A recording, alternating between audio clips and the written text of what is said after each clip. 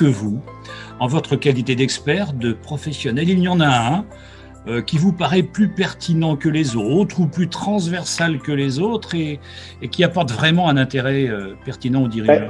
Non, je ne peux pas dire qu'il y a un indicateur qui soit plus prépondérant l'un que l'autre. Et je vais vous donner un exemple. Si on ne suit que le chiffre d'affaires, il n'est pas révélateur de quoi que ce soit.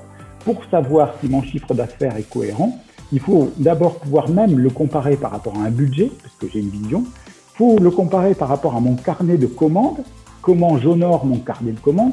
Si j'ai 1 million d'euros de signés au 1er janvier et que je facture 1 million d'euros au 31 décembre, est-ce normal parce que j'ai un délai de production qui est relativement long, probablement, ou est-ce que c'est pas normal parce que j'aurais pu produire 2 millions d'euros et que j'aurais pu avoir 2 millions d'euros de carnet de commandes?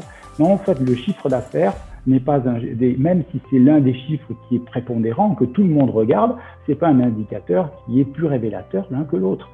Moi, je dirais que les indicateurs qui peuvent être pertinents, c'est les indicateurs qui sont combinés et qui sont bien adaptés à la vie de l'entreprise particulière. Alors, si je suis, certes, dans une entreprise de commerce et dans la GMS, la grande et moyenne distribution, forcément, le chiffre d'affaires, c'est un indicateur phare parce que j'ai eu une vente, je l'ai appelée one shot, les gens viennent, ils achètent, ils repartent, ils payent et donc c'est visiblement l'indicateur phare. Mais si je suis dans le site de la production, sur un site de production, quel qu'il soit d'ailleurs, ou si je suis chez un maçon, le chiffre d'affaires, il n'est pas révélateur de quoi que ce soit. Il est révélateur de ce que j'ai déjà produit et non pas de ce que j'ai prévu de produire ou de ce que je peux produire.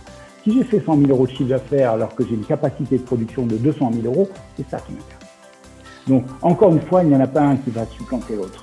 Ils sont tous importants, mais ils doivent être adaptés.